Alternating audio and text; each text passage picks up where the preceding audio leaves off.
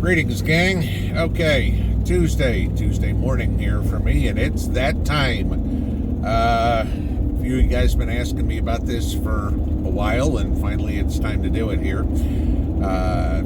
Y'all know me. If there's anything that I'm going to do growing food, a lot of it is very unconventional, but it works for me, so I do it. Okay, it was funny because if you look in the back, you can, they're still there. I thought they fell out. You can see straw bales back there, and hence it is time for me to start my sweet potatoes. Now, I know everybody has different ways of doing this, but it was kind of funny when I was at the co-op here. The guy I was talking to, he's like, "Oh, looks like you're going to be doing something." I'm like, "Yep, time to grow sweet potatoes." You growing it right in the straw? I'm like, yup. He goes, "You're the guy working at the farm store asking me how to do this." Okay. So, yeah, it's not exactly your conventional way to do it, but it works fabulously. Now, I'm going to say this, too. You can grow pretty much anything you want to in straw bales. Put your tomatoes in there, put your peppers in there, whatever it is you don't have good soil, you can easily do what I'm going to show you when I get back home. The other thing I will say is straw is getting harder to find. I went to my normal feed store. They don't have any straw. I asked the guy how long. It was 5 to 6 weeks till they cut more. I called the co-op. The co-op had it. Fortunately, I asked. No grace on, nothing like that, so we're good there. They did not have that much. They probably had maybe about 100 bales of straw. I live in farm community. There's cows all over the place, okay? Bedding material. So this stuff will be gone quick. But, this is the thing. Prices also went up. Paid $6 a bale for straw this year. Last year it was $5. Freaking straw. Okay. But even then, advantage to doing the potatoes in the straw bales, when I'm done, sometimes you can get 2 crops out of them, depending on what it's like. If it doesn't rot all over the winter or whatever. But I can throw all this into my garden. It'll all compost down. It's just more compost material, because pretty much what I'm going to show you is we're going to turn this into a bale of compost. So when I get home, I'll show you what's next. Okay, so I got to overdub this because they're out digging the pond and you can't hear me over a bulldozer. So the first thing you want to see here is those strings. You want to put your hay bale or your straw bale cut side up, because you want that fertilizer to get down into the straw. So that's the biggest catch here. So make sure when you're lining them all up, you have the string on the side. You do not want to cut that string. Then we're going to put in nitrogen fertilizer. If you see on there, that's 30-04 fertilizer, just regular cheap lawn fertilizer. Anything that's high in nitrogen is what you want to do. 1/2 cup per bale. Just sprinkle it all over the top and everything's fine. We're going to water that in here in just a second, and I'll show you that next. All right, so now you can see it's all sprinkled there on the top. Just no big deal. You're just sprinkling down fertilizer, cover it all up, and as we water it in, all will work. Now, you remember this little thing I showed you guys here a month or so back, and let the picture come up. There we go, little garden sprayer, all right? I have filled that with urine. Why? You don't have to do this, but you can if you want. I want liquid nitrogen in there as well as the pelletized nitrogen. So I've got it going both ways. I want to get as much nitrogen as in there as I can, because what we're trying to do is get that straw bale to start composting. That's the whole point of this.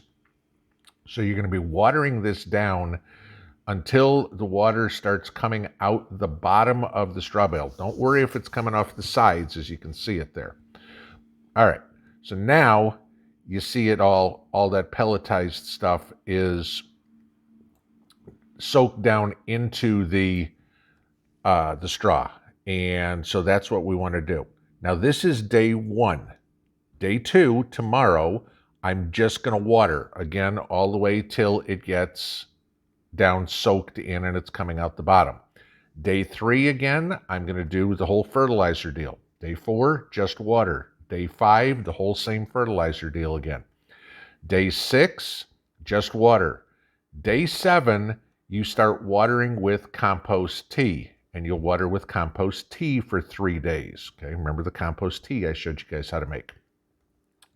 Let that set about until you've hit 14 days from the beginning. At that point, stick a thermometer in there. It should be cooling off, and at that point, you're ready to start planting. All right, so now I'm back inside, and I want to talk about the rest of this. Like I said, I'm planting my sweet potatoes in there. Now, if any of you guys have ever planted sweet potatoes, you know that you can eat the leaves on your sweet potatoes, okay? Very tasty, whatever. If you don't want to eat the leaves, the cows love them, the pigs love them, the chickens love them, whatever would be, so you can take the foliage and feed it to your livestock. Here's the problem. The deer also love it, okay? And in my area, we have deer running around. We'll see them in the yard every once in a while. There's been a doe and 2 fawns that have been running through the yard here this spring already. So I don't want the deer to wipe out my entire sweet potato crop. Now, somebody sent me this, but this is from Billy over at Permapasture's Farm. And this is Billy's bone sauce. And I'll link a video below. But apparently, he has come up with the ultimate recipe for keeping the deer, and some are saying the rabbits, out of the garden too. So when I plant my sweet potatoes, which like I said earlier will be 2 weeks from now because I've got to condition all the bales, I will smear some of this around the hay bales and the garden to keep the deer out. Because if you've ever had sweet potatoes mowed down, you know that's going to crush your crop. Now, there's the soup to nuts, if you will, on planting it. Like I said before, in regards to straw bales, you can plant tomatoes, you can plant peppers, and I know people are going to come up and say, well, gee, spending $6 on a straw bale, is that cost efficient? Now, let me give you this. It's not wasted material because when this is all done and turning into compost, I'm going to put it in my garden. How much do you go spend for a bag of compost or whatever, a bag of garden soil? Just want you to think about that. How much compared to how much is in a hay bale or straw bale. The other thing is the yield I'll get out of straw is a lot better than the yield you will get planting in the ground. Okay. Think about whatever kind of soil you've got. Unless it's really sandy soil, which then you're not getting the nutrients. Those sweet potatoes have pressure exerted against them by the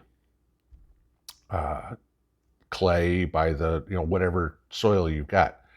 By planting in the straw bales, I get no resistance. So I plant 3 plants per straw bale. And I get somewhere around 10 pounds of sweet potatoes out of each straw bale. Like I said earlier, sure, I do some things that are unconventional. This isn't, I'm not the only one to do this. There's other videos on YouTube of people doing this. I know people say plant them in the ground. I start my sweet potato slips in a jar. I know, like Danny over at Deep South Homestead says, God didn't intend it to be that way. And that's fine, okay? Not everything is for everybody. Everybody's got to do it the way that works for them. I'm just trying to show you the way that works for me. Maybe you want to try it, maybe you don't, but that's kind of the whole thing. Life is an experiment. Have a good afternoon. Pinball out.